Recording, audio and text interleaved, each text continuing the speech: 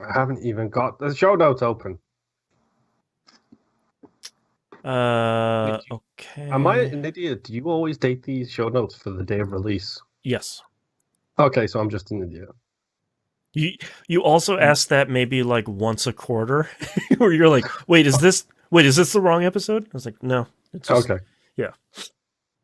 Yeah. Cool. You're good. All right, get all comfy in the chair here. Shake it out. We've only been recording for like 3 hours. Yeah, 3 hours already. Because I have a problem. Yes, you do. And that problem is in audio form with critical misses. Patreon.com/E1M1. Yes. Oh, man. The ones and numbers. Most importantly, yes. Like the people who are listening to this aren't already patrons. Well, this is at the beginning of the live video on the YouTube, so I gotta plug it as many times as I can. Help me pay the bills. Sure. All right, you guys ready to start this thing? Yeah. Can I get a quick show of games? Like a number? 3. 2 are short. Yeah, all of mine are really short. I have like 3-ish. I got 3. 2 is short. 1 is going to be long. Okay. 1 I want to be really long, but I can't. You Spoilers. Yeah. Okay, you guys ready? Yep. Sure. Why not? All right, starting in 3, 2, 1. Welcome back to another episode of That Video Game Podcast. I'm your host, Boston. Joining me as always is Moonpier. Hello, Governor. And the Nymph. And what you audio listeners have just missed was Moon twerking it in his chair just now. Yep. If you want to see that and more, patreon.com/E1M1. The ones or numbers, all the uncensored outtakes. Hey, there's no video to it, so you just gotta you hear the clapping of it's alerting the guards. $5 a month. You can get everything over there, including early access to stuff like We Roguelike It and Critical Misses, which we are knee deep in season 6 right now recording. Season 6. Next week you need to put up the poll for season 7. Yep. We'll be halfway through season 6 at that point, so we'll be ready to get all of your feedback. It will be a public post on patreon.com/E1M1, so you can tell us what we should watch for season 7. And it's going to be a big one. Very big. Yeah, it's going to be a big big series, I guess you could say. It'll be a big one. So check that out. And released a new episode of Picking Up the Pixels RPG Love today. If you want to listen to that as well, pickingupthepixels.com. Moon, what have you been playing this past week? Okay, so let's get this started with the shortest of my games this week. And my apologies, audio listeners. I'm going to use some visual representation here. Visual. So, Boston, if you could please read my notes on the Outriders demo. Outriders demo has a giant red X, so I'm guessing you didn't like it. No, it's not that I didn't like it. It's I still cannot get in to the Outriders demo. You're still having like whatever connection issues, or it will not connect to the servers. That's super weird, man. And before anybody sends a message in, before anybody asks, did you check what net level are you? I have turned off my Xbox and turned it on again. Your UPnP is it? I have turned off and restarted my router. Mm-hmm. And I have uninstalled and reinstalled the demo with a further 3 gig size increase on it. Also, literally everything else works. So it's not... Are you sure it's not your Xbox? Well, did you verify that you're using your American account and not your UK account? You're right. Fun fact about Xbox, I have one account. Right. Xbox, so I could literally get in touch with them and say, hey, I live in the US right now. Just I moved. Me, please. Yeah. Sony, no such luck. Don't call us. Pretty much exactly. It's like, no, we can't change that, dude. You need a new account. It's like, oh, thanks for that. They just send you a crying emoji back where it's like, oh, so sad. Yeah. Yeah, pretty much. I even tried getting into the Outriders demo by having friend of the show Rob and friend of the show T invite me separately to play the game with them. Ah, okay. 0 dice. Oh, boy. Speaking of critical misses, there's one right there, Outriders. You may have just lost a sale. I don't know because I can't play your stupid demo. Well, Yeah, I that's can a bummer. tell you from playing it that it's kind of meh. Yeah. Yeah, but it's also 3-player kind of meh. So 3-player kind Yeah. of meh, right up my meh. And it's league. people can fly, so like it's also not a cover shooter. Everyone on the internet that is writing about this game, it's not a cover shoot. The tagline for the game is literally "Cover is for cowards." Stop calling it a cover shooter. It is not. That cover is for the enemies. I would like to You'd love to find out. and things like that, but I can't. That sucks. That's a bummer. Apparently, I have been handicapped, so I just uninstalled the demo. It's 20 gig off my hard drive. Go away. You tried. You gave it the old college try. Now, rather than being a day one purchase, I will wait 6 months and then buy it for $20 on a digital sale. There you So, go. screw you, Outriders. It's your own fault. Right. My second game. Please, God, help me. Why do I do this to myself? That's not the name of a game. Okay, I thought that a new Devolver digital release, right? No. That's the build-up to my next game, which is Kingdom Hearts 3. Oh, God. So I reiterate, please, God, why do I do this to myself? Somebody please help me. You never finished it originally, right? No. Oh, okay. Is that the goal now? Yes. Okay. You're not going for the platinum, right? Or the 1,000 gamer score? Have you met me? Oh, So you're in heaven proud help mode? No, there is no proud Oh. mode achievement. you. Oh, thank Oh, God. that's right. This is the one that doesn't have it. I Yeah. checked. There is no proud mode achievement. Okay, it's a best little thing I less did. of a nightmare. A little less. It turns out I was up to Monsters, Inc. Okay, so like Like- halfway? The very start of Monsters, Inc. Oh, okay. So at the start of the halfway. Yeah, Yes. that's a long level. I have beaten Monsters, Inc. now. It only took Okay. me like 4.5 hours. It's so long. It's so stupid. Like, how many times do we have to go to the door vault before we realize our lesson that we're just not going to get to the door vault Oh right my now? God, like the rest of the level is fine, but like that rail sliding door vault section, it sucks. Uh-huh. Also, what are unversed? Hey man, we don't have like 4 hours here to sit and talk about. They're bad guys. Read my fanfic at Yeah. Patreon.com/E1M1. Make That's your right. fanfics to us. Who's the girl sitting on the shore in the nighttime with the organization dude who's got a beard? I don't know. Is that Riku? I can't They- remember. No, That was girl? it Aqua? That's Aqua. Yeah. Who's Aqua? Is she one of the? Just she's keep one of the, Just she's keep one of playing. the DS people, wasn't she? She was one of the 3 people from. Yeah. No, she's the PSP one. Yeah. The Birth by Okay. Sleep. Yeah. Okay. Voiced by the lady who plays Speedy in Arrow.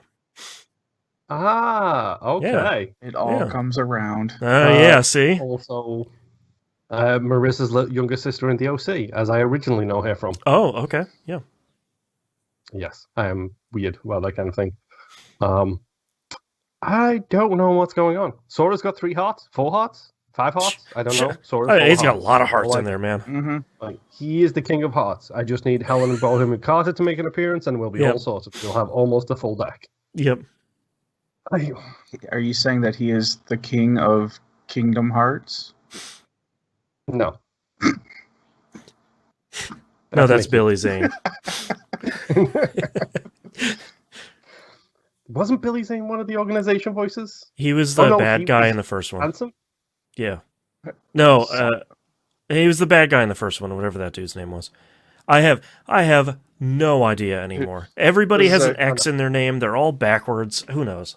It's also been stretched out like 10 years longer than it should have been. Uh-huh. Literally. Yep. So I remember the organization. I remember them being Yep. cool. Yep. Mostly because when I first met the organization, I was in my emo phase and I was 13.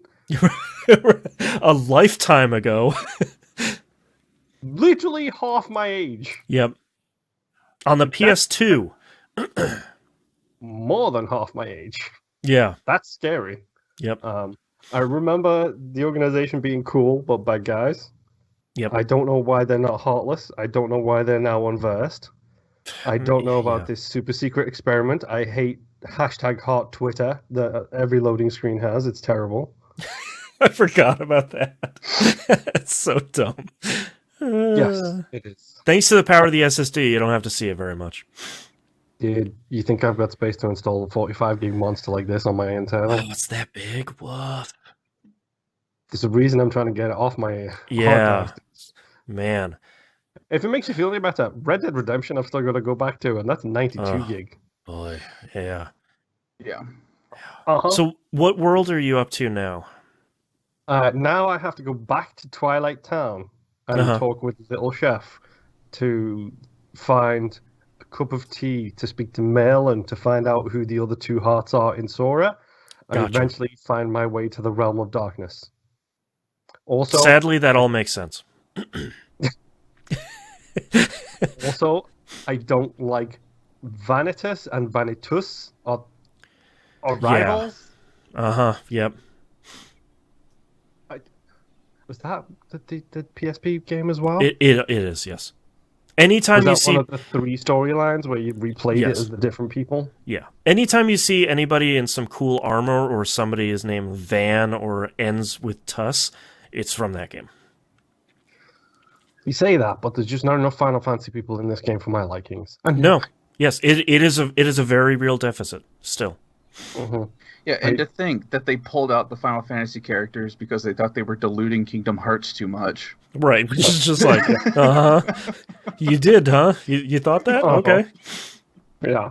Never mind the card game that you've got on the Game Boy Advance, which was actually a sick game, by the way. That was a very good game. I never played the remake they did on the 1.5 HD, like where they made it into a full 3D game. Guess what's on Game Pass, by the way? Boy. La la la la la. I didn't hear anything. I don't have 120 hours to spare right now, although I might think about going back. Honestly, I would go back and play through those games if it wasn't for the Little Mermaid level in the first game. Like, brutally, nearly impossible. But then the second game does have the Tron level. I know, it's really good. Second game is really good. I like Kingdom Hearts 2 a lot. Mm-hmm. I like it most. The Tron level. I bought a video game magazine specifically because Kingdom Hearts was on the cover, and they had the Kingdom Hearts Tron poster on the middle page. Nice. And that's how old Kingdom Hearts 2 is. You bought a video game magazine for a poster to hang on your wall. Yeah. That's like an ancient relic. So for the younger children listening, a poster is a thing that you usually put tack on the back and then you stick it on the wall. And it's something nice for you to look at home. And a magazine is a compressed pile glossy of paper pages with words on. Except instead of like swiping to turn the pages, you have to actually lift them up and rotate them so you can get to the next page. Yeah. So yeah. Why am I playing Kingdom Hearts 3? Why? Sort by size, man. Drive. Yeah. Exactly how I got here. Right. Sort by size. From one dark rabbit hole to another. Like, it was sort by size. It was like, I really don't feel like playing Gears 5 right now, and it's Operation 9. I just uninstalled that because I was like, how... This close. I was just like, I loved Gears 5. What season are they on now? Oh, never mind. I'll keep Gears Tactics. I'd still like to go through that. I think I had my fun on Gears 5. I just want to go back and do the wrap-ups. Maybe give some of the escape modes a try kind of thing. Which, I wouldn't mind. I've got the crew to do it. I'm just lazy and don't ever suggest it. And to be honest, it'll be like, oh, it's Friday. You guys feel like playing Gears? Cool. Let me just install it. Okay, I'll see you next week. Yeah, exactly. Yeah. Like, it's a bit rough. But yeah, it's like Gears 5, Red Dead Redemption, Grand Theft Auto, Call of Duty got uninstalled as soon as I completed that thing. I have to finish GTA 5 at some point. Never finished that. It's Really? a really solid game. Yeah, I had a lot of fun with it. It's just a shame that it's a bajillion. 360? I don't remember. Yes. It is one of the games that way overstays its welcome after a while. Yeah. Uh-huh. You want to know the scary part? Hmm. I met my partner playing Grand Theft Auto 5 the week the online came out. Wow. Like that we're just like, we're going. We're so old. Yeah, we really are. Dude, there's like 3 major franchises that are pulling this crap. Kingdom Hearts, GTA, and Skyrim. Yep. Yeah. I remember Oblivion. Oblivion was good too. Why haven't they re-released Oblivion? Because Skyrim's still making them money. Yeah. 30 years later. Oh, okay. But yes, Kingdom Hearts, I'll get there. I'm sure you'll find out what... I'm still going to go to the Frozen Planet, so I'm looking forward to hearing the rendition of that song again, because it's genuinely a fantastic song. It is a very good song. Yeah. But yeah, I guess I'm heading there next, based on the fact that it's the only world I haven't been to yet. Oh, okay. After Twilight Town, Little Chef, which is the Ratatouille guy, and then Yep. Merlin, and then whatever weird Zipper-related storyline comes up then. Yep. Yensid will probably pop back up for some reason. And then Ansem, secrets out of Ansem will be revealed. It's like the magician's secret. He takes off his mask and he's like, I'm not Ansem, I'm Manon. It's like, right. It's just like, wait, who? Oh, wait until they start flipping names backwards and stuff. Oh, God, yeah. So, my final game this week. Let's talk about the old goody faithful. The both of you love it. I kind of like it. It's No Man's Sky. Mm-hmm. This guy made it to the center on permadeath mode. Nice. Congrats. This guy put about 60 hours too much into it over the past 2 weeks. Okay. Sounds like it. So, yeah, I made it to the center in permadeath mode. I then promptly this Friday helped friend of the show, Rob, to get his. So he promptly left his Xbox on for 9 hours so he could get one of the 2 achievements he was missing. So, yes. I now have the full 1,000 gamer score on No Man's Sky. If you are a listener, if you would like to get the permadeath achievement on the Xbox version, actually it's cross-platform now, so you can probably get it no matter what platform. If you are interested, I will not help you get to survive that first planet. But if you are past that point and you just want to get to the end, if you get past my trial, and I will happily give you that jump point. It's the center of the universe is there. My base is here. You can just go one planet away and be done. Yeah. If you ask nicely, I might help you out at the beginning by spawning on you and then dropping you off 50 life support units and 50 ion batteries. Answer my questions 3. Yes. One of us lies and the other tells the truth. I'm just about to say, this spaceship tells lies. This spaceship tells the truth. Which one is which? I hate you so much. You stole my joke. But yes, the way I ended up doing it was I did the Atlas path. Just flew through that as quickly as I could, which shows all the black holes on the map. Right. At that point, I had found S-Class scanner upgrades, so I could jump to a planet, scan flora and fauna, and walk off the planet with like 1.6 million credits more than I joined onto the planet. I love it. It's so good. So then I started doing the black hole jumping, and you can tell this is my last week for talking about No Man's Sky, because I have a lot of notes about No Man's Sky. An entire page of notes on your tablet. So, the black hole jumping, I got S-Class. I ended up buying an Explorer, so I was like, oh, cool, there's a B-Class Explorer. I'm just going to buy that thing, and then when I jump to a system, check this station, get an S-Class hyperdrive upgrade, install it on the ship, and then be done with it and keep jumping. Right. Things I didn't know, if you jump, you put technology in the technology panel, it does not break. Only the technology in your general inventory breaks when you go through black holes. If it's in the technology panel, okay, it does not. So I had guns, landing gear, everything in general. All my hyperdrives were in the technology panel, so nothing ever broke. Nice. My engine was at 300% efficiency. Great. So technically, doesn't that mean that it should make dark matter now? Rather than getting fuel from me. Right. It should also generate fuel. Right. Like, that makes no sense to me. So, for those of you who don't know, who have tried the center of the galaxy thing before, minor spoiler alert for coming up soon for when you get to the center, which I will tell you when I get there.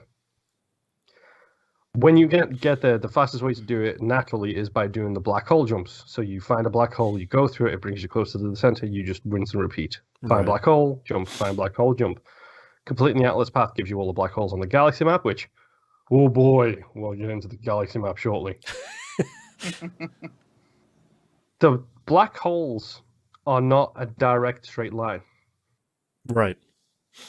They spiral with the galaxy. So you go through a black hole and it spirals around and you come out and it's like, you traveled 1.6 million light years. It's like, yeah, I did. To the other side of the galaxy.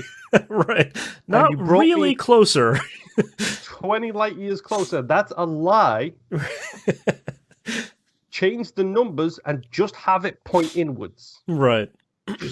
Just jump me 1,000 light years closer. That's all I ask. Like, don't send me in a loop-de-loop around because it's a spiral like the galaxy is. Because, honestly, when I'm jumping, it just makes me feel like I'm flushing my time away. Right. It's ridiculous. Like, at least they didn't make it random. Yeah, thank goodness. You know that you're getting closer, it is a spiral, but it could have just been a random point in the galaxy. Right. 3 million light years backwards. It's like, great. Yeah. The problem is before I understood that, that's what I thought was happening. Because it's like, oh, you jumped 1.6 million light years. Like, now I'm on the other side of the galaxy. Why would you do this to me? I should just load back to my previous place and then go from there. Made a huge mistake. That's how it felt. It was really, really annoying. The galaxy map is nice. It's okay to navigate. I think that's giving it a lot of credit. Yeah. It's bad. No. Boston, you don't get to criticize No Man's Sky's galaxy map until you played Xbox One launch Elite Dangerous galaxy map. It literally cannot. It takes 40 minutes to load when you get close to the center of the. I was going to say, by that point, I mean, yeah, the map loads. Yeah, eventually. Yeah. Like, literally, I can forgive No Man's Sky's map. Because, oh boy, the Elite Dangerous one was so much more broken. You've been through it. It's fine now. Sure. But it wasn't then. I will say the controls for the map in No Man's Sky make absolutely no sense, though. Yeah, they're just unintuitive. Yeah, the first couple times you try to use the map and you can't figure out why it's not letting you select something or even letting you move. It's like, what the hell? Yeah. Eventually, it's second nature, but it takes a long time. Yeah, and I don't like the fact that it paths you to the nearest jumpable star. It's like, no, I've got literally 1,100 light years of jump in this ship.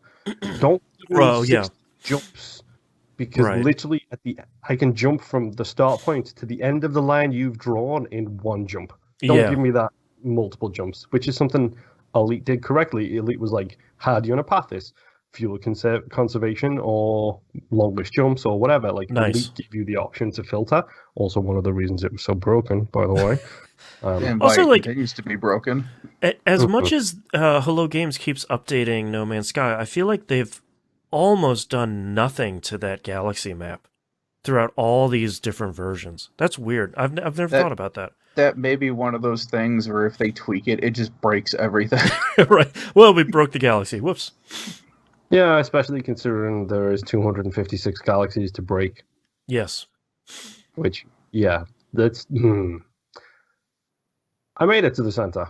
I read before I made the jump to make sure I was doing the correct thing. It was like, as soon as you start the animation to jump to the center, dashboard the game, and then you can just go back to your save point and then help other people. Cool, I'm going to do that. Why did I do that? Oh, because when you jump to the center, it just spawns you in a new galaxy. Yep. And everything is broken on your ship. Yep.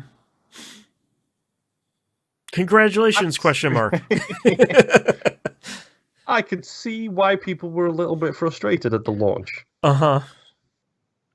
And also I can see why all of a sudden nobody cares about going to the center anymore.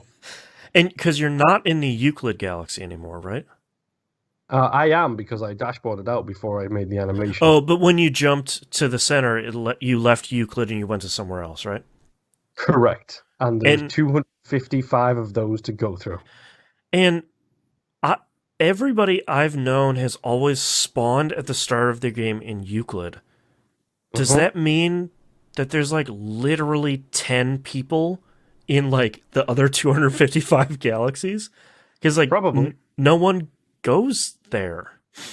You can do it by resetting the galaxy, which is one of the Atlas Path options. Like if you, I think if you follow Artemis's storyline, you get the option to reset, and you choose it 3 times, and it resets, and it jumps you to the next galaxy.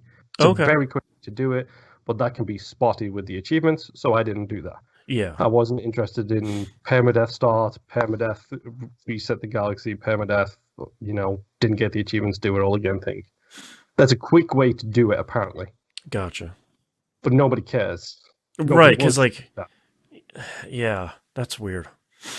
So what I realized was, as I got closer and closer to the center, very much like Elite Dangerous, which credit Elite Dangerous where it's due. It has the bubble, which is where Earth was, and then galactic civilization expanded out from Earth, and it's this whole galaxy with like 1 or 2 like little space stations here and there, maybe a little mini bubble in the top right corner where the people have gone the furthest. And they evolved that world using community goals. So it's like, we're trying to build a space station here. It's 500,000 light years. It's a hell of a journey. Take your freighter, go deliver some stuff, help the community. If it's successful, then suddenly that space station is part of the map now. Like it literally gotcha. An evolution. No Man's Sky, because the way it spawns everybody in the Euclid galaxy, 700 and change light years away from the center, basically just means all of humanity has decided, screw the center, we're just going to live right around the edges of this galaxy in a big circle like the scum on the bottom of a toilet bowl, where it's like all of the races exist all throughout the galaxy, but humanity, us, we're just on the edges. We're just literally the scum of the universe living on the edges of this galaxy. The bottom feeders. Like, from the edges, I got into no man's land where nobody discovered anything, and then I got to the center, 4 jumps, and people had discovered them, and that was it. I didn't see a single sign of human life from one side to the other. It was this edge, that's it. Jeez. Which explains why all of their updates and stuff like that has been base building and exploration and all this stuff, because they can't really transport you and your base and everything to the new galaxy, because apparently nobody is interested in doing that. Right. Yeah. However,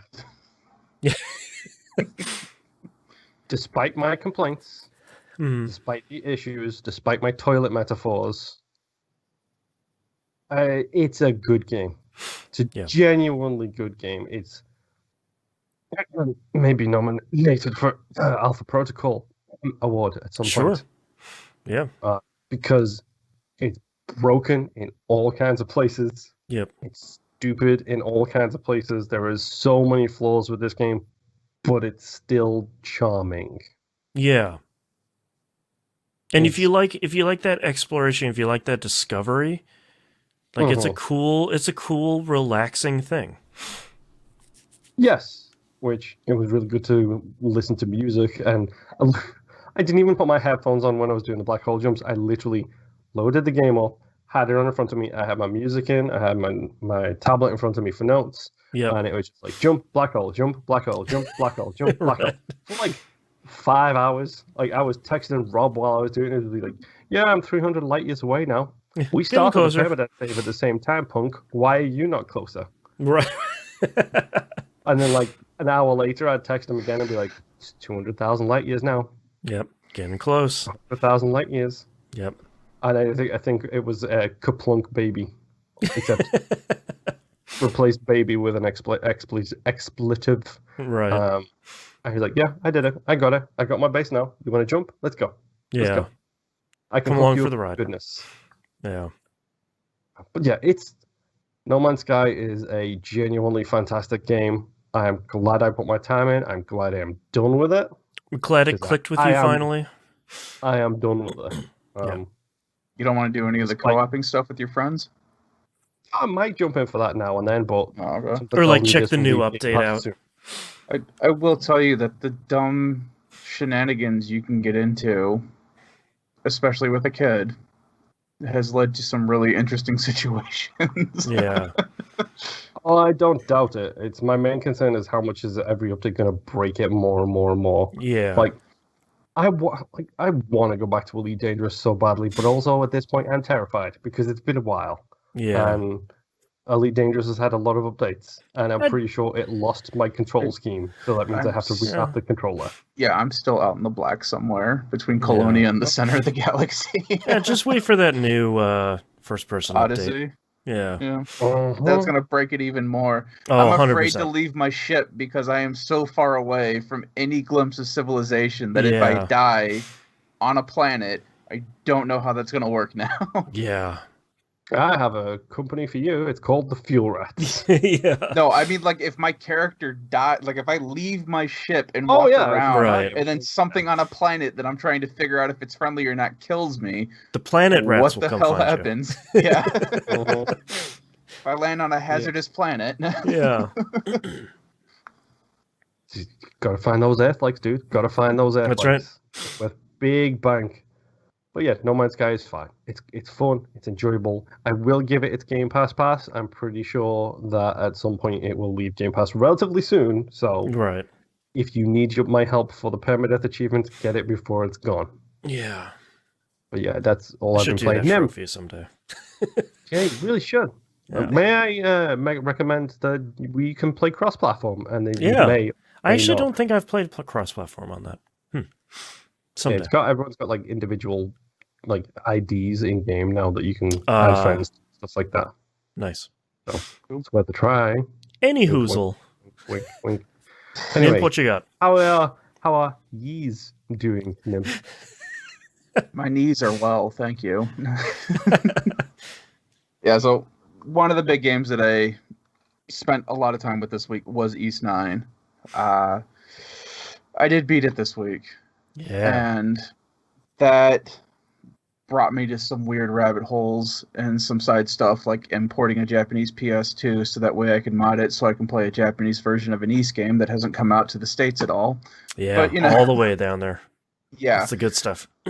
So, beating the game, I'm not going to spoil anything, which is why this is going to be semi-short. There are a ton of references in this game to all the East games. It's kind of a weird fan servicey time capsule, Interesting. which you don't need to play any of the other games because these references will just go right over your head. Mhm. It's not like story plot impacting kind of things. It's just one of those things where when you see it, you're like, oh, damn. And the game continues. So there are a lot of entities that you meet up with again Okay.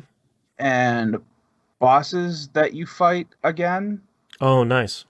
And it kind of just hit this weird point with me because this series has been out for, I think it's like 34 years old now. It came out in like 87 originally. And I played these as a kid, and some of the references that they made reminded me of characters that I hadn't seen since, I don't know, I was 8 or 9. Yeah. So it kind of hit how old the series is and how old I am now. Right. The real theme for this week's episode. Yeah, so it was kind of one of those things where it was like, oh man, I haven't thought about this character in forever. And it's like, I vaguely remember this event happening. So I spent a lot of time rereading things, which has made me want to go back through and replay all of them. Right. And now I have my son asking me, it's like, well, when can I start playing these? And I'm like, hey, believe it or not, you're old enough. Let's start you out with this one and see Yeah. what happens. Yeah. So, let me check my notes real quick because there was something. So at the end, you get your nice little bittersweet ending. Hmm. They do this cool thing where you are leaving town and you have to say your goodbyes. Mm-hmm. And they play a song from East 3 that's called Morning of Departure. Mm-hmm. Which, in the end of that game, you're trying to leave a village early enough in the morning so that you don't have to say goodbye to everybody at the end of it. Mm.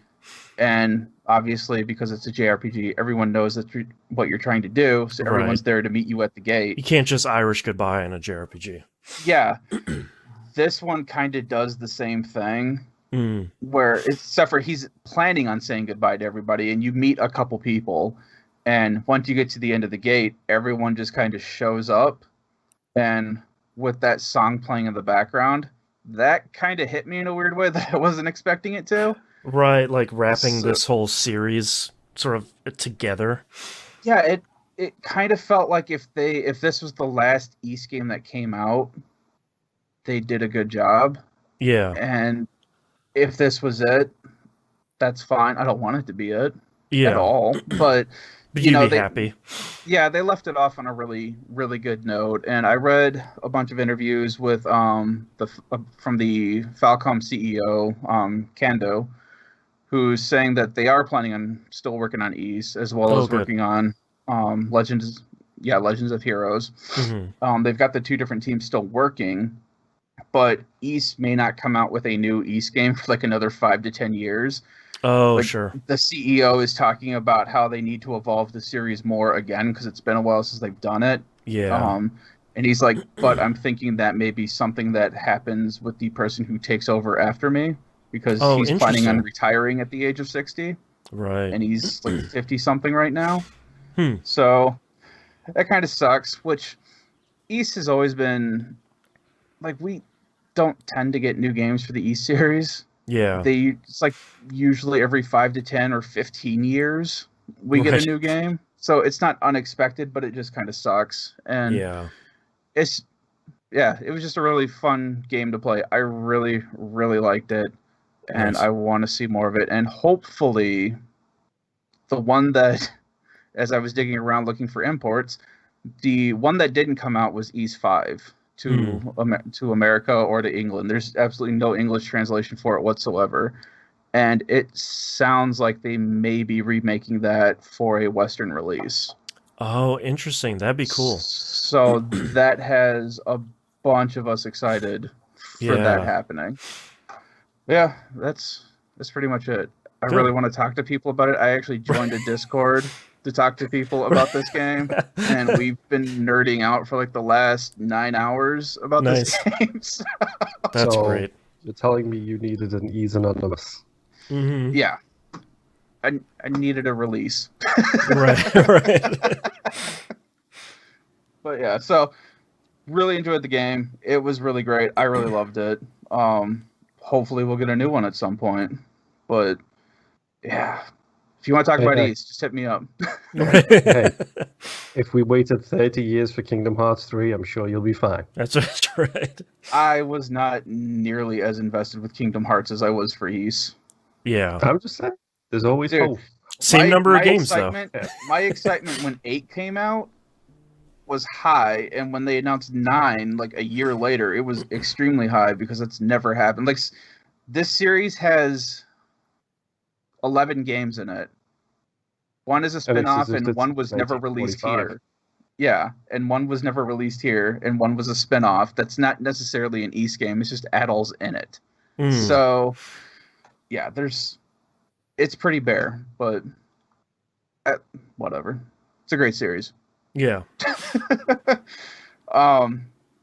Next game that I've been playing, Valheim. Oh, yeah. We have created what I refer to as the Avengers Tower because all of our portals in our main village was slowing down our game. Like, our frame rates would drop.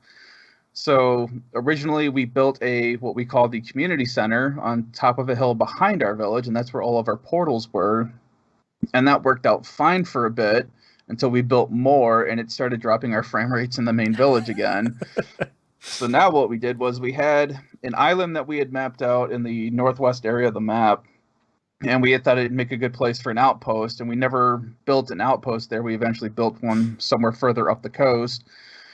And so we came up with the idea of let's just move all the portals to that island. It's out of the way, and if it breaks the game, at least it's there where we don't have to worry about anything. Mm-hmm.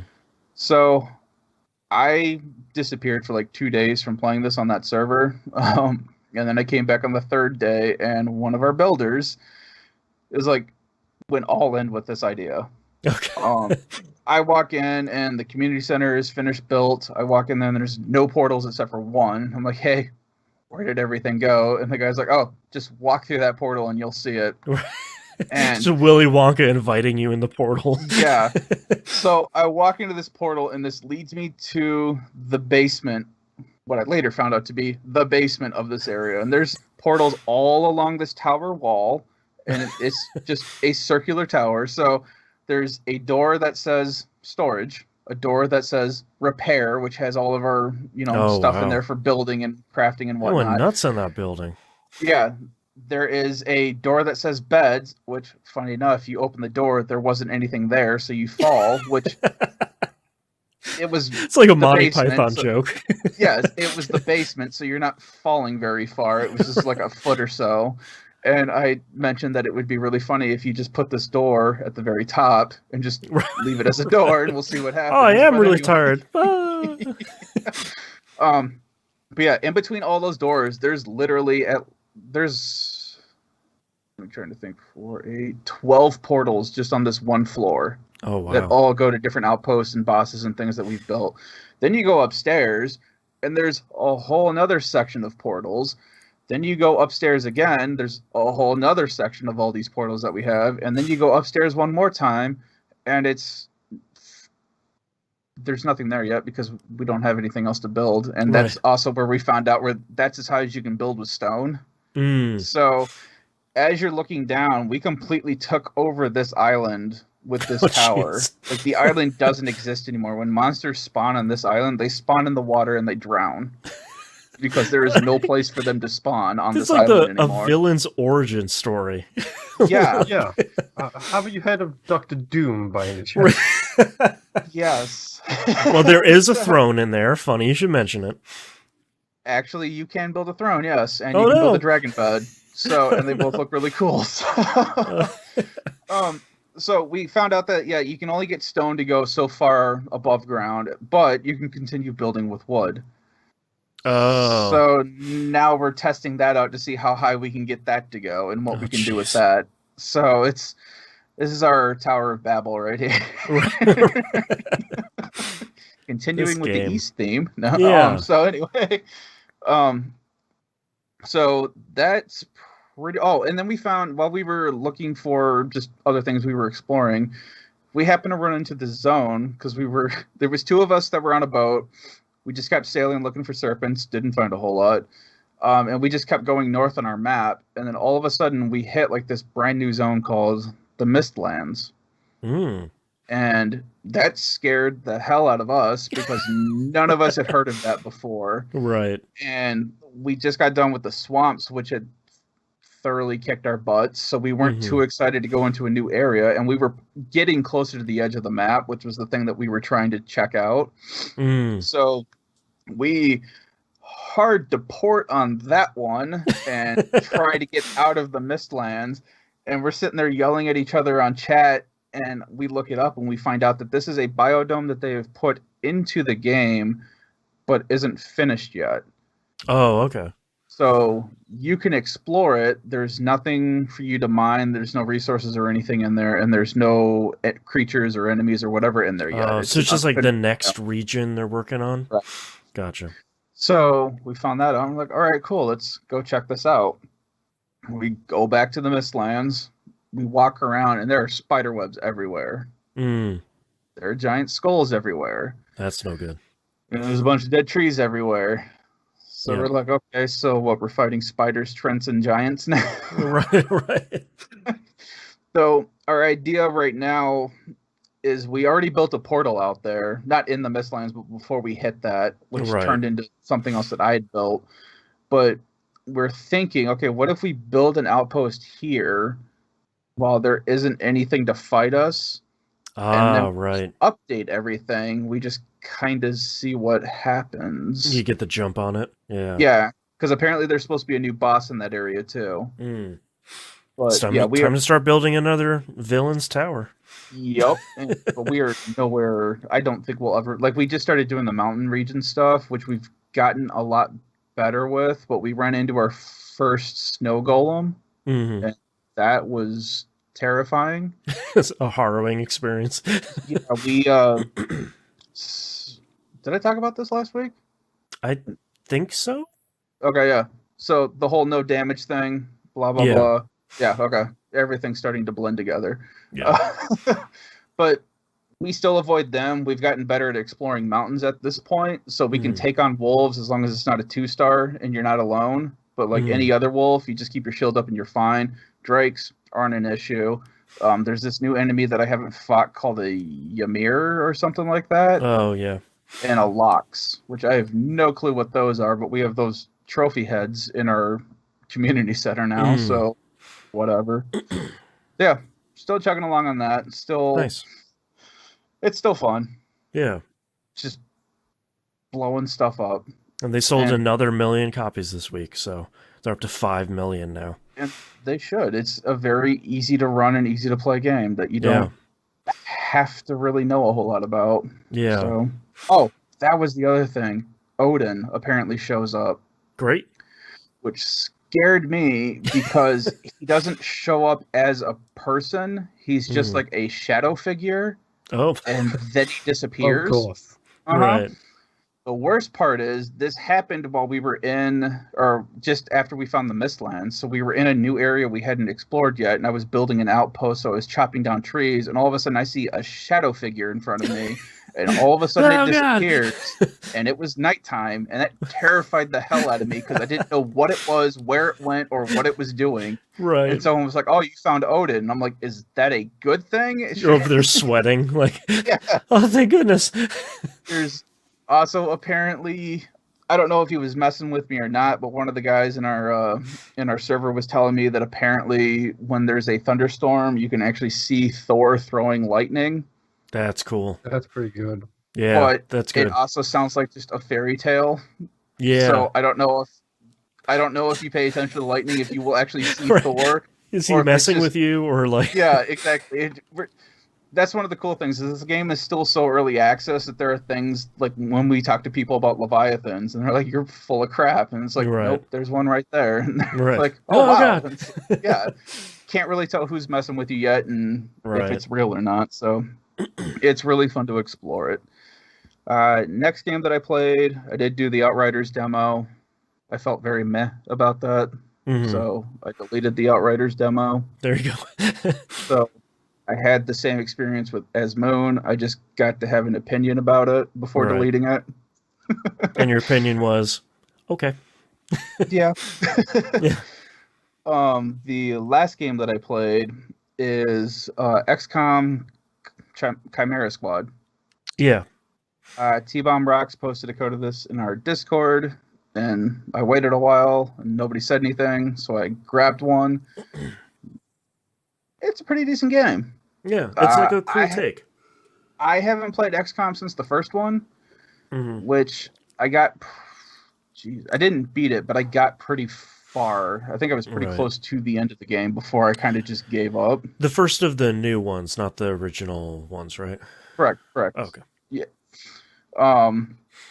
Yeah, God, no. I hear the original ones are even harder than the remakes. They're very... I thought we were continuing our theme here. It's like, I haven't played one in like 35 years. So this one, you can't, for people who don't know, which I didn't, you don't create your own squad.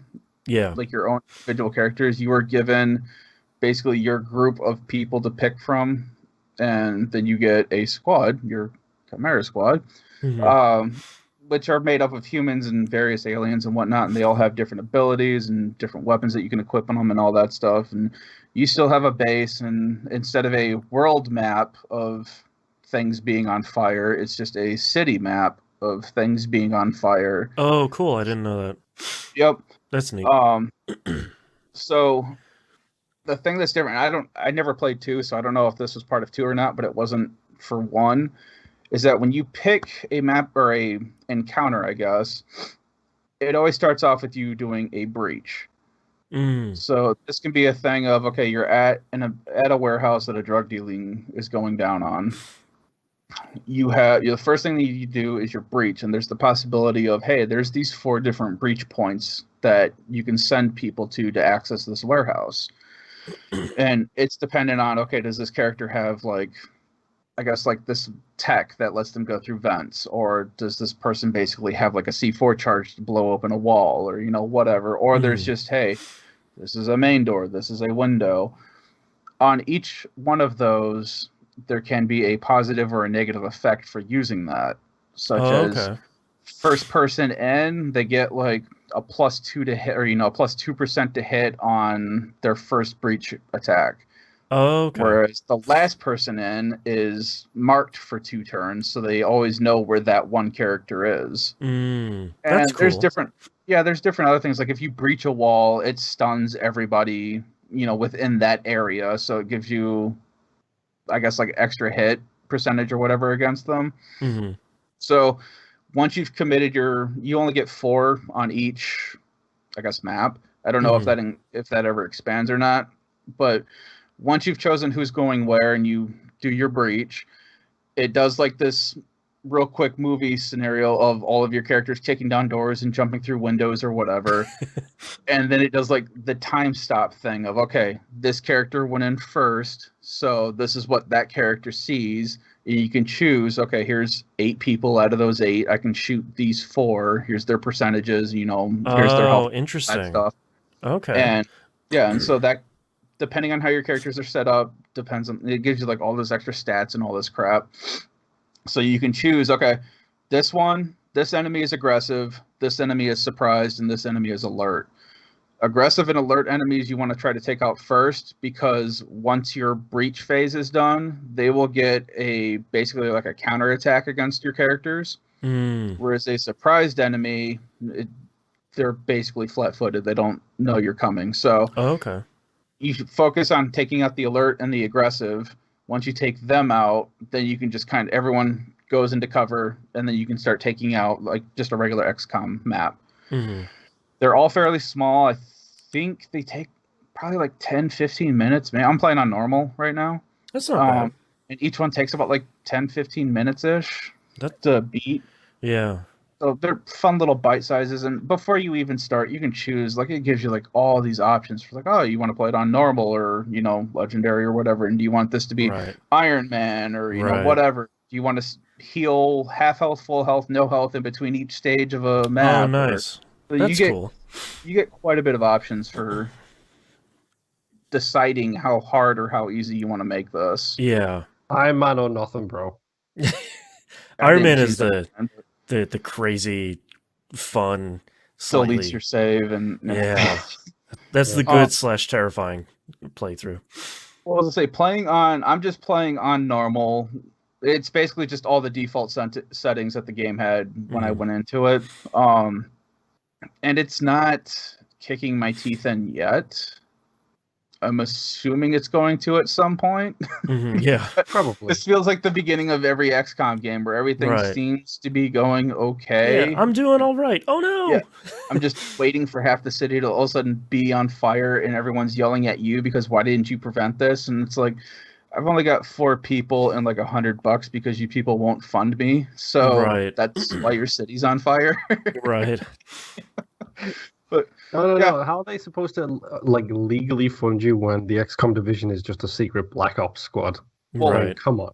Now it's a legitimate squad made up of humans and aliens and mutants, which they call them something else now, like mutons or something. Yeah, there's some term for it, in the world. Hybrids and stuff like that. Yeah.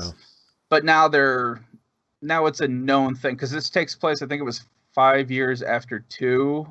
So apparently humanity has won the war against the aliens, but there's still aliens on Earth. And the whole point of this town that you're in is that this is one of the towns where it is successfully mixed humans and aliens and all these other things together, and everyone gets along happily, except for that Right. they don't. So, Right. but yeah, it's pretty cool. The art style looks, it's probably like a ring or two up from like Borderlands, where it's not quite that cartoony aesthetic, but it's still cartoony in a Like weird cell way. shaded a little bit. Yeah, Yeah. maybe. Stylized. Yeah, it's the same style at least. It's just not Yeah. as heavy as Borderlands. Right. Like I can't tell if it is actual cell shading or if they just went with bright colors and Right. movement. So, yeah, Right. it's really interesting. I'm really having fun with it. Nice. Tune in next week when I want to burn this game and Right. Yeah. I'm done with this. That's what we refer to as the XCOM loop. Yeah. Look at, I'm just waiting. It's got to be dropping the other shoe. It's just like around the 80 minute corner. now. 'Cause everything feels like I can manage it, and that's Yeah. not an XCOM game. Yeah. But anyway, what have you been playing, Boston? A little bit more Persona 5 Strikers. I'm knee deep in the first dungeon, and it is way longer than it really needs to be. You in Persona 5 style, Morgana is like, "Hey, we should go check out that bright thing. It's probably a treasure." And you go check it out, and Morgana's like, "Yeah, actually, that was the first of 3." And it's like, "Oh God, okay, let's do it." I'm still having fun with the battle system. I just wish this first dungeon wasn't as long as it is, because Persona 5 at some point, I started getting tired of hide around this corner, wait to ambush, rinse and repeat. Like that was kind of your whole thing through the dungeon, because you were punished for letting the enemies see you. Yeah. There's a similar system in this one where if the enemies see you, basically their threat meter goes higher. But unlike Persona 5, if the threat meter gets too high in this dungeon, you don't have access to treasure chests anymore. The game just locks them off and says like, "Yeah, man, sorry. Try come back later, I guess. I don't know. You can't get that treasure." And it's like, well, that's frustrating. That's not great. Futaba now can do stuff in the dungeons. She has like this hacking game that she does where you're protecting her and she has a health bar and you're fighting off waves of enemies. That's fine. So far, all of it is fine. I'm really looking forward to getting out of this first dungeon and kind of trying to figure out what the loop in this game is. But hilariously, so far, the dungeons have a whole bunch of checkpoints. I'm playing on normal. Dungeons have a whole bunch of checkpoints in it. When you get to a checkpoint, you can get out of the dungeon. It will refill your HP and SP, but not progress any time in the real world. So you can like hop out, hop back in, and keep going through the dungeon. It's sort of like, well, this is interesting for a Persona game, because it's usually like you get out of the dungeon and someone's like, "Yeah, man, time for bed. Try again another day, whatever." I had read that the reason for that was because the time scale for this one is a lot shorter. It's not taking place over a year; it's over a month or something like that. Yeah, it's very much like the gang is back together because it's summer break and they want to have a vacation. So they're very, very clearly like, we only have a little bit of time to get this stuff done. So it's cool. Like it's not a complaint from me. It's just sort of funny after playing 3, 4, and 5, where it's like, yeah, you get out of the dungeon and like you're way too tired to keep going on. Try again another day. Yeah. So far, good. Well, I'd also read a lot of people commenting that it feels like a Persona game because I'm an hour and a half into this game and I can finally save. Yep, very much so. Like a whole bunch of storyline at the beginning, but yeah, so far I'm still really enjoying it. I just this week was really bad for me getting any free time. I was really hoping to kind of chew into this, and I just didn't have enough time. Also, my next game, Bravely Default 2, I got maybe an hour in this week. I finished was essentially the first dungeon, and I fought my first boss battle, which was fine. And I got my first 2 asterisks, which is what they call jobs in this game. I got Vanguard, which is just a knight, and White Mage. So now I have Freelancer, White Mage, Black Mage, and Vanguard. I also got... It unlocked side quests, and as many people have said, they're nearly useless for doing like a lot of running around this town or like the area around this town. So I will likely not be doing very many of them.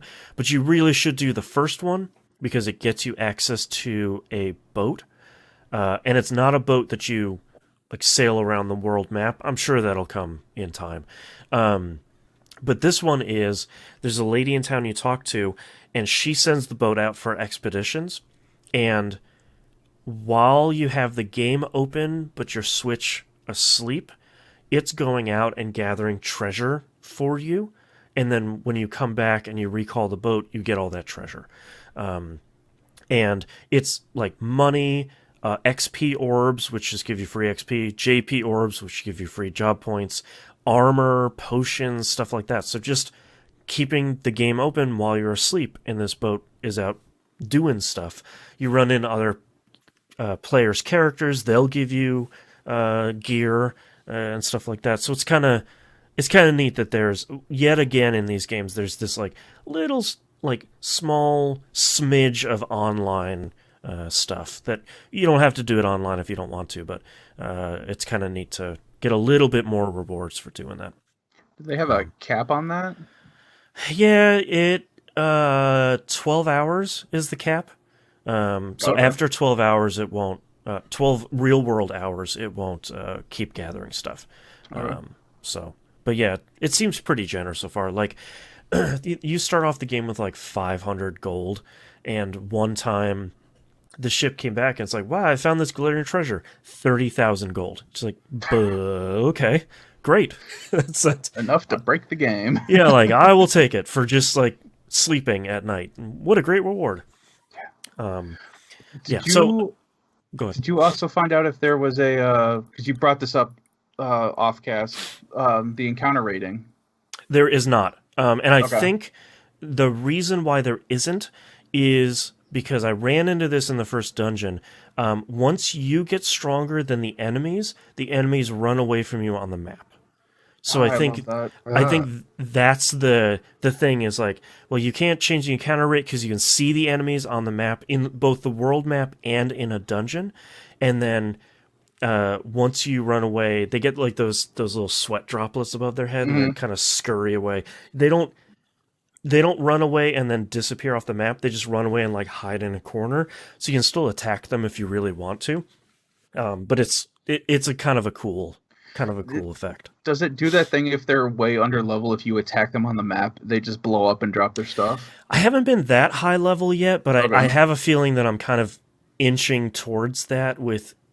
Usually that's a good sign when they start running away, that Yeah. you can slash at them and they're just like, you got 5 gold and a potion. You know, like, I like when JRPGs do that.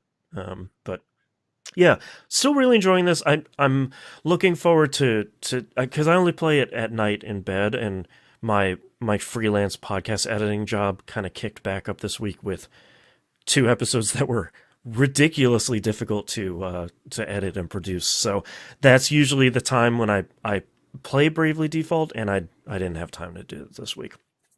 All right, my last game though. Let me put a trailer here on screen because it's easier if people can also see this at the same time if you're watching the video version. If not, I will describe it. I've been playing Movie time. the Devolver Digital published Loop Hero for too much time this week because it runs on my laptop. Yep. And So- also somebody else in your household likes it. It's worth mentioning. Yes, my kid is also a big fan of it. She likes when I attack the slimes because she doesn't like the slimes. She thinks they're sticky, and I'm like, probably. That's a good call. So, Loop Hero is, and it has a lot of genres, but it's kind of not any of these, so I'm going to just break them down. It is an RPG, roguelike, idle, card building battler. Let me break it down. It's an RPG because you have HP, you have experience, you have... Every time you level up, you get a skill, you have equipment that you're equipping. All of that stuff is pretty straightforward. It is... How you play Loop Hero is really interesting. You pick your hero and you go into a level, and you load onto a black screen, and the game builds a loop out of a road, essentially. And that's all that exists in the world is a road that makes a circle and a bunch of slimes on the road. Your character automatically traverses this circuit. Anytime your character runs into an enemy, it automatically fights that enemy. So you're not picking attack or items or whatever. All of that stuff is automatically managed for you. What you're doing is equipping them with gear that drops and sort of upgrading them. Every time you start a new loop, the enemies get stronger and you get better gear. So you're kind of always upgrading and improving your character. Where the card system comes in, I know a lot of people, when people hear like, oh, it's a roguelike card battler, they think like, oh, I didn't like Slay the Spire, so I'm not going to play this. It's not that. What you use the cards for is to build the world around the loop. So you're putting down dungeons and villages and like forest groves and mountains and streams and stuff that all have some effect either on what enemies spawn on the loop or the benefits that the world gives you. So like some stuff you lay down, you might get an extra treasure when you complete a loop, or you might get extra HP healed when you complete a day, which happens a couple of times per loop. So it turns in this really interesting risk-reward thing where do you saturate the loop with a whole bunch of enemies to fight that will get you better loot and better XP and you level up faster, but you're going to be by the skin of your teeth as you're kind of progressing through this loop? Or do you make it a little bit easier at the beginning and kind of take it a little bit easy? And then it's a roguelike because every time you go back into the game, I guess, because in between runs you're building this town and you're kind of restoring the world.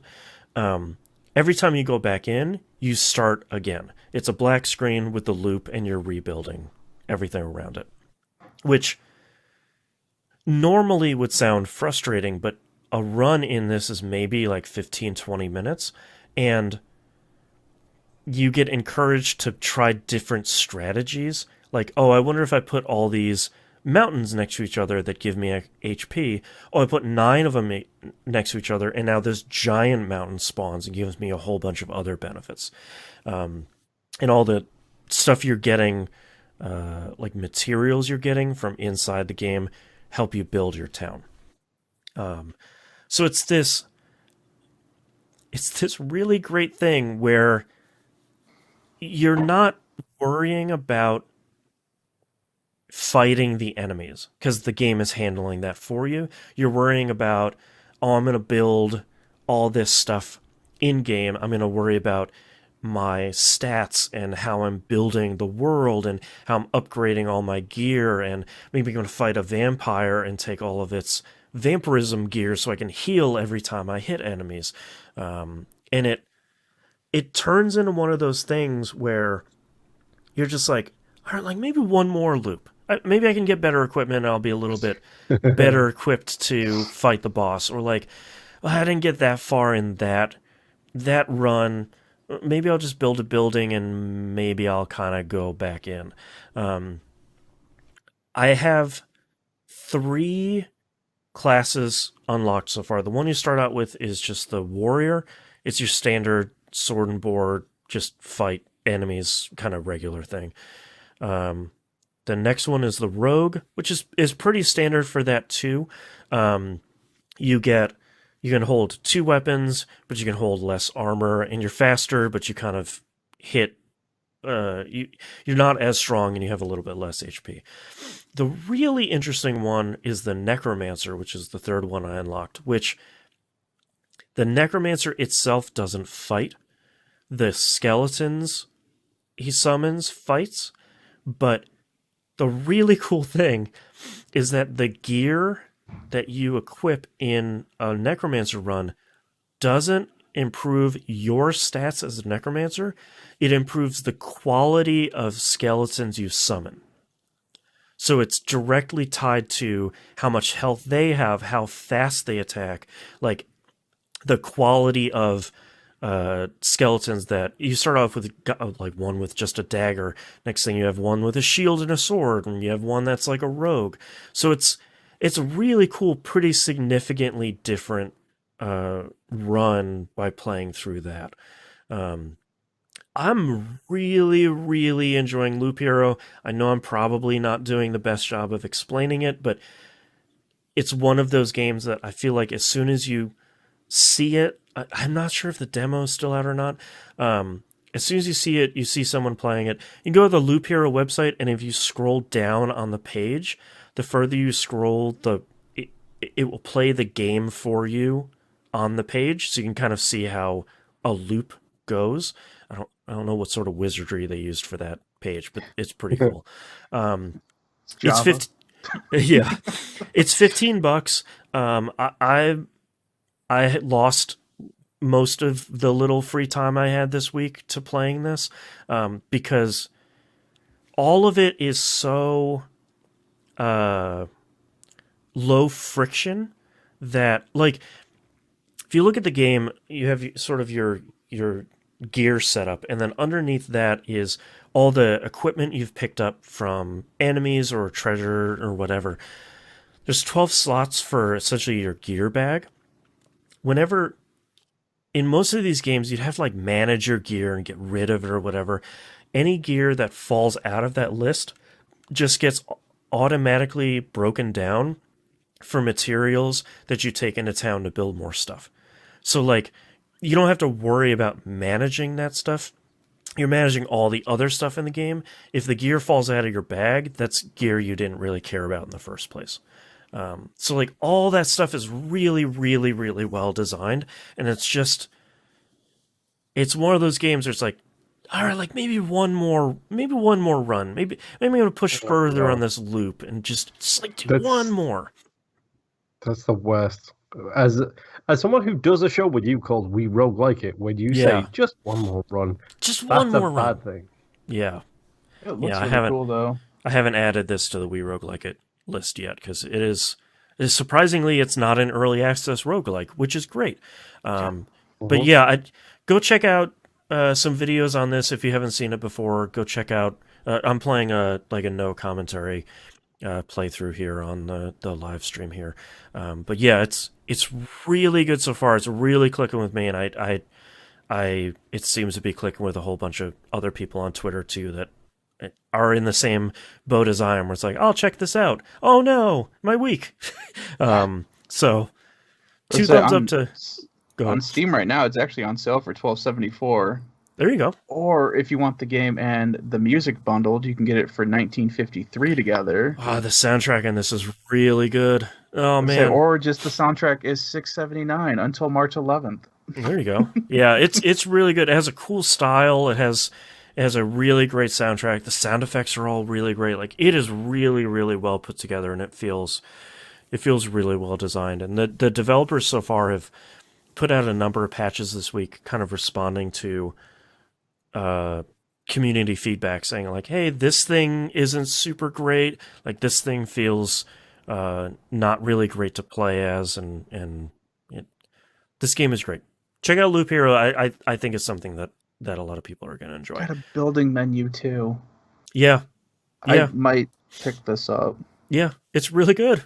And it runs on a lot of stuff. It's only on PC for right now. I'm hoping they find a way to bring it to consoles because I think it could do really well there. But it's really mouse focused because you're kind of dragging stuff all over this interface. But yeah, it's really, really good, and I'm feeling itchy to go back and play it watching this video again. So yeah. I just need that Dark Cloud fix, man. Yeah, totally. Oh, it's real good. All right, that's all I've been playing this week. Let's take a break. Yep. Okay. A-do-do. Good thing I cut that news story then, because we are running long. Oh, Jesus. And we even got started early. No, we didn't. Oh, Yeah, we did. Well, I mean, you and I did, man. We're not early enough. I have a feeling that you and I could probably talk at length for nearly anything we record for Critical Misses, so... Probably, yes. But it doubly so for this episode. Yeah, this is all you. This is 100% for you. Yeah, it's really good. Season 6, Episode 2, for anyone checking that out in the future. Oh, man. Okay. Are you guys ready to wrap this up? yep. Yup. All right, starting in 3, 2, 1. Let's talk releases for the week of March 8th, 2021. Apex Legends comes to the Switch. I'm really just curious to see how this runs, because I think when they showed it off at the latest Nintendo Direct, it looked like it was running pretty smoothly. So, hoping that it runs at least at 30, and that'd be a cool... They've had the time, so it should. Yeah, like I would hope. I mean, but it's also EA. Yeah. I mean, Fortnite runs really well on the Switch. I mean, obviously it doesn't look great, but it runs really smoothly, which is kind of what you want. So, I mean, that's... So I accidentally left my Steam open. I usually try and close it when we're doing the show, avoiding any unnecessary resources. Right. 2 notifications just popped up telling me my friends are playing Loop Hero. I'm just saying. Is one of them I did Boston? it! That's right. No. You can please send the royalty checks over to. The other game releasing this week, Crash Bandicoot 4, It's About Time, releases on Switch, PS5, and Series X. Looks like PS5 and Series X upgrades are largely like native 4K, 60 frames, a little bit of extra content, but I believe there's an upgrade path for the PS4 and Xbox One versions for that. So, still haven't gotten around to that. I own that game. Someone was very nice enough to gift it to me. I haven't yet started it, even though I know I will enjoy that because the Crash games are good. So, someday. All right, let's talk about news stories. We really only have the one this week because a lot of people were very kind enough to send us in questions this week. Bloomberg is reporting on Switch Pro rumors, which up until now have been a lot of like, boy, they got to make a bigger Switch at some point, right? And now Bloomberg is reporting like, yes, Samsung is making a larger Switch now. Is 7-inch 720p OLED screen is what the rumor here is purporting.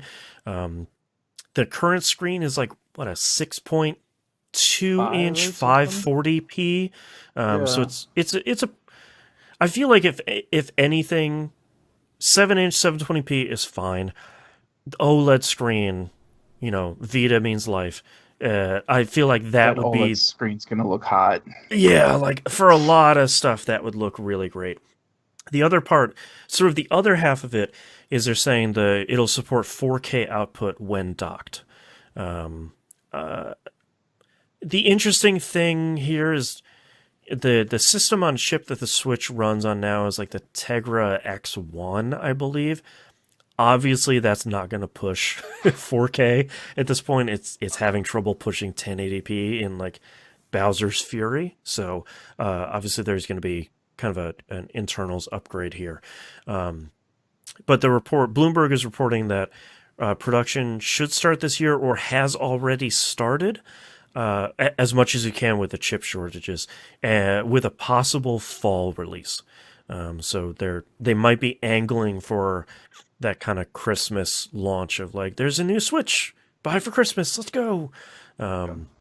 So we haven't been talking about Switch Pro here on the show for a while because a lot of it has been like, my uncle that works at Nintendo sort of stuff so far.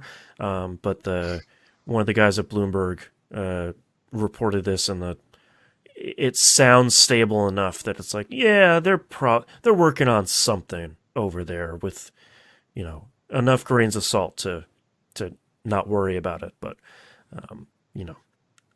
it'll be interesting to see how all of that will get handled, especially with the Switch Lite didn't really draw a line in the sand for that console, But this is very clearly like runs better on Switch Pro, runs this frame rate on the old one, but we'll see. I don't know if I'll pick one of those up, but if the OLED is really good, I feel like I could be convinced to purchase one in the future just because OLED screens are just really good. And if Nintendo somehow figures out migration. Oh, Nimp, you kid her. I know. No, I want to caution everybody here because Nintendo does this time and time again. You will have to buy the game. You will be buying Breath of the Wild DX in 4K for the Switch Pro.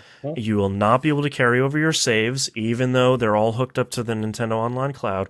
They'll be like, "Oh, that's the old Nintendo Online for like the Switch Classic. Switch Pro has cloud saves too. Those are those are the good ones. You gotta don't worry about that. Those are, yeah. Don't forget, you'll also need a new login.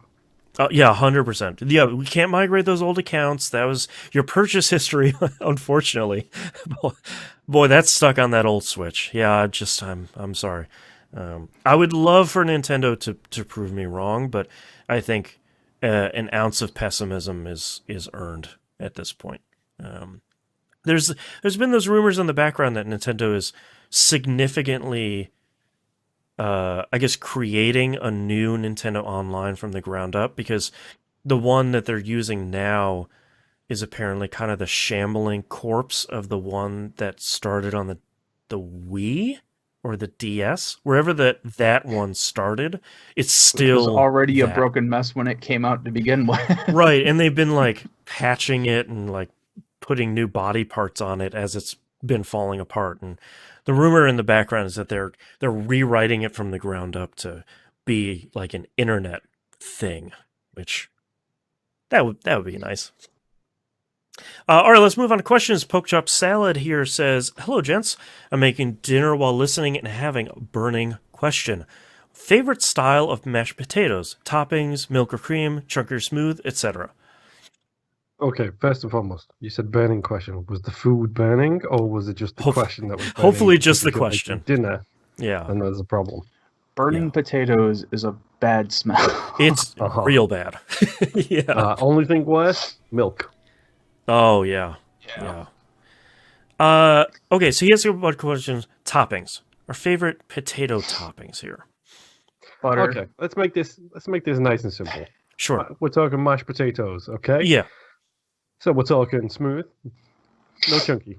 No, thank you.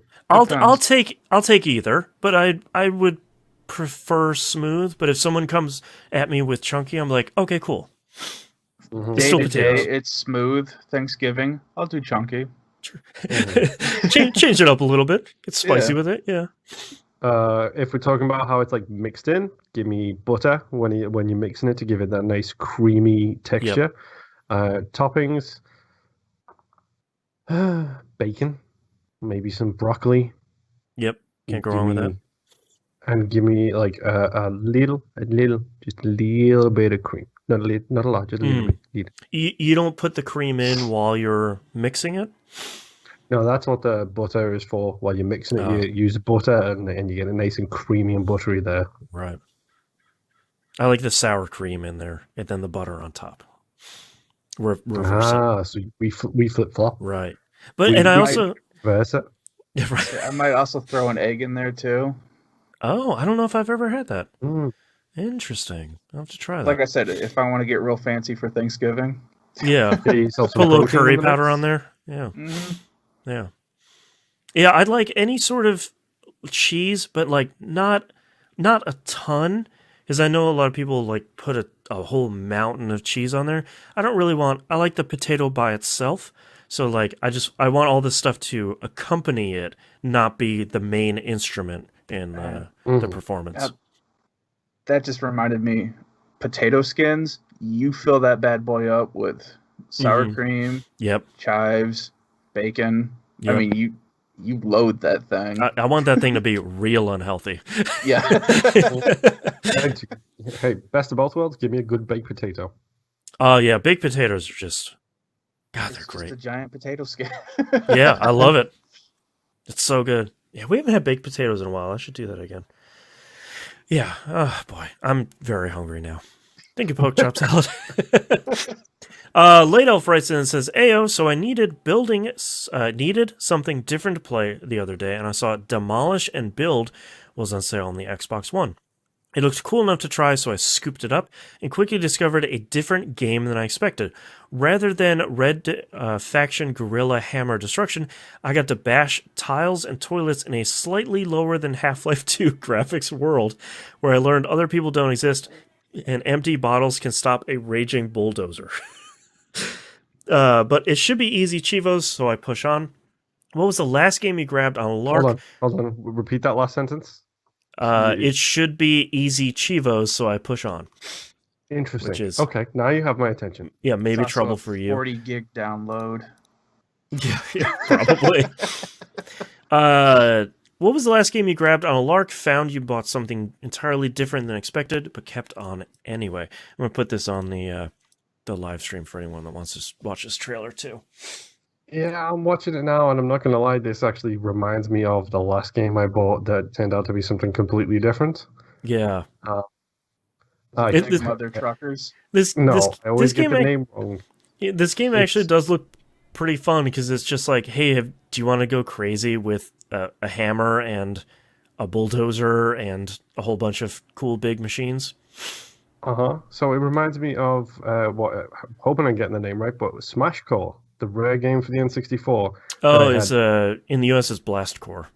Yeah. Okay. I had no idea what it was, and it was amazing, and just like this game. Right. This actually looks pretty fun. It looked like it'd be a lot of dumb fun. Yeah. Also, not wrong. Not great graphically, but that's okay. Probably a small team. Yeah. Let me have a look at my game library. Sometimes games don't need to be next-gen looking to be fun. 100%. Yeah. Yeah, what games have I picked up that haven't been what I expected? I don't know, but I want to see that guy drive that semi off a cliff. Yeah. Eternal Sonata. I had no idea what I was getting when I thought I was getting an anime game. Turns out I was getting a really weird anime game. Anime Chopin. It's a great game, man. Put that on the Switch. I feel like that might find an audience this time. Yeah, it's such a good game. Can't remember the last time I bought just a random game without knowing what it was.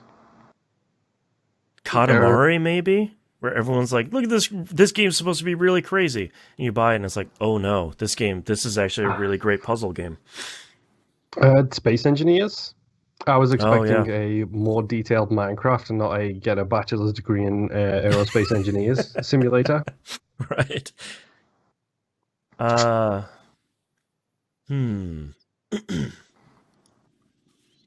trying to think. I feel like so many games now. I mean, continuing our theme of we've been playing video games for 30 plus years. Like, there's so little opportunity. Not really opportunity, but it's not like going to Toys R Us and seeing that wall of the little cards for each game and just picking one that had a cool cover art. Yeah. Oh, Boston, have I got something for you? It's called Game Pass. That's exactly what I do. The surprise me button. That box art looks cool. Take me to it. Yeah. I mean, that's the good and bad part about Game Pass is the level, the cost of entry is so low, but I feel like because you have so many games on there, this is both a positive and a negative.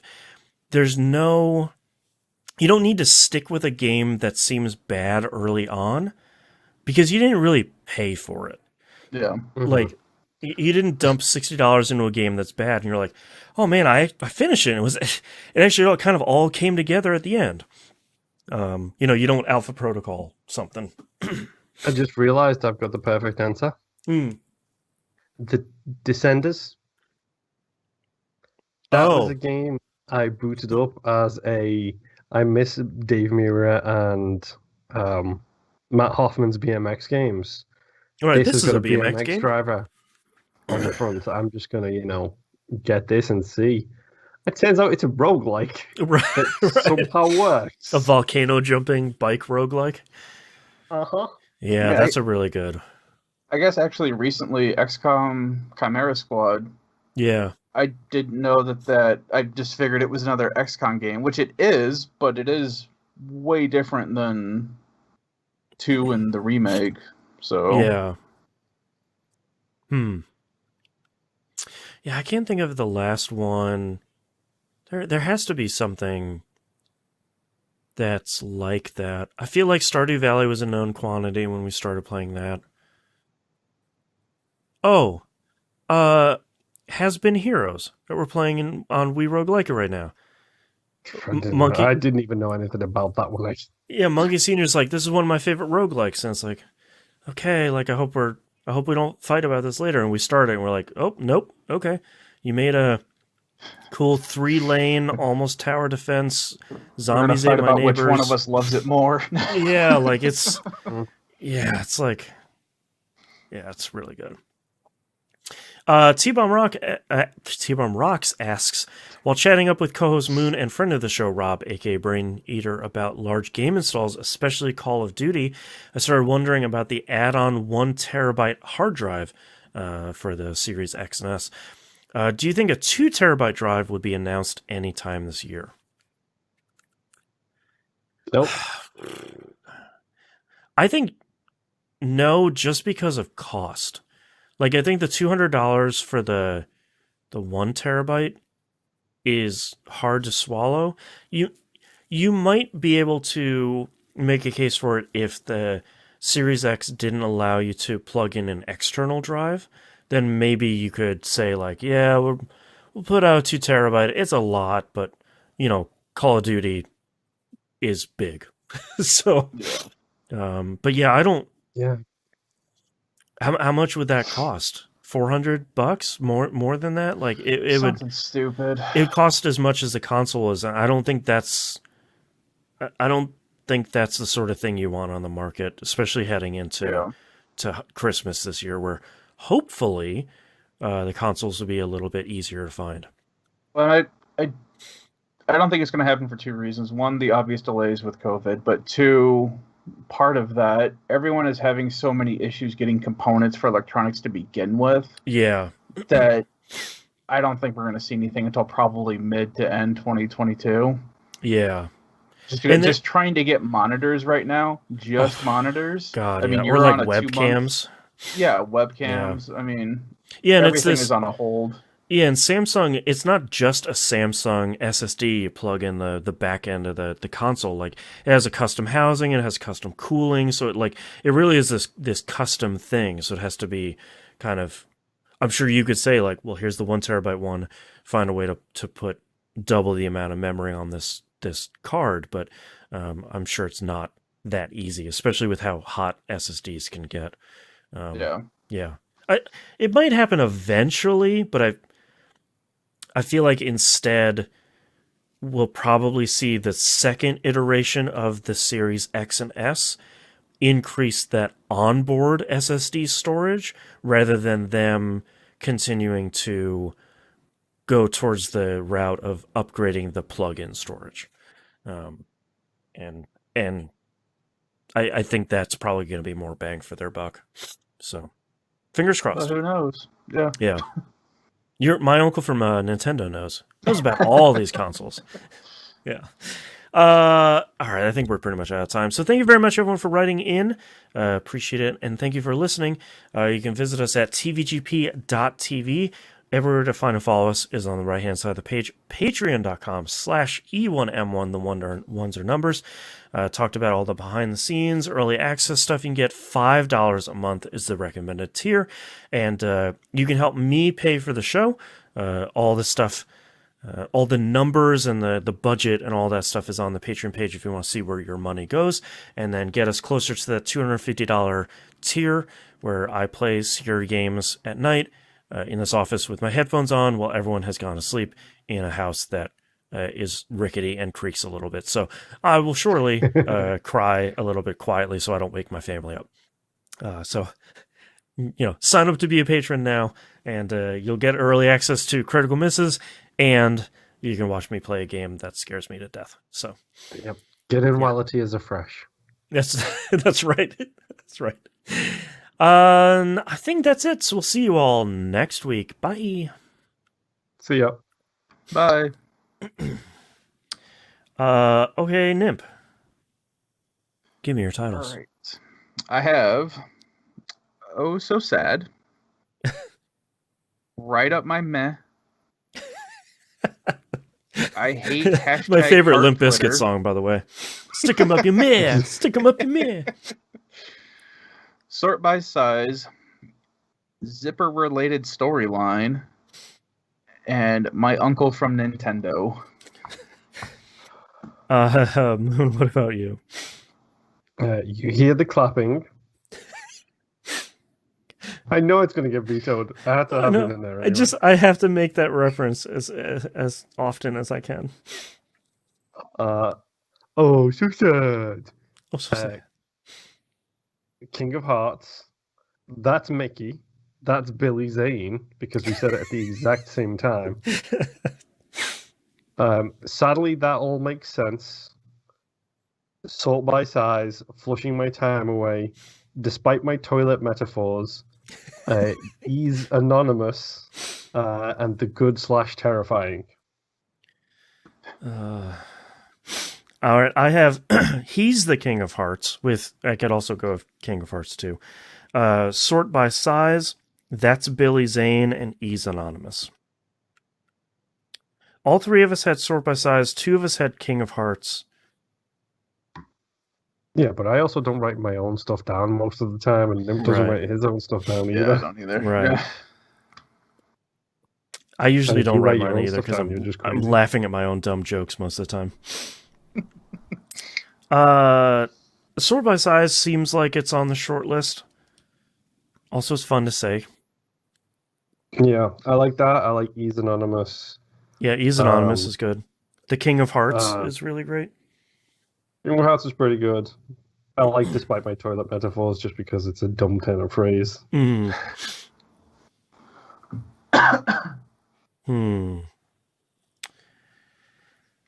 Judgment Call time. Yeah, No, I'm going to vote for the Ease one, so... Yeah, Well, let's make it He's anonymous. Okay. I'm good with that. None of them are jumping out at me, so... He's anonymous it is. It hath been circled, my liege. Let me know when you're ready. I got nothing. Absolutely nothing. Okay, I'm kind of ready. Okay, Nimp, you ready? Yeah. All right, starting in 3, 2, 1. This is That Video Game Podcast, episode 698 from March 8th, 2021. He's anonymous. Not a club I want to be in. So far, I'm 10 hours sober. All right, thank you so much, everyone, for hanging out with us, watching us live, watching the YouTube video, listening. Thank you very much. We'll see you next week. Speaking, Bye. Telling a friend. Tell a friend. Tell one friend. Rate 5 stars. I don't want to see less than that. Bye. Like, subscribe.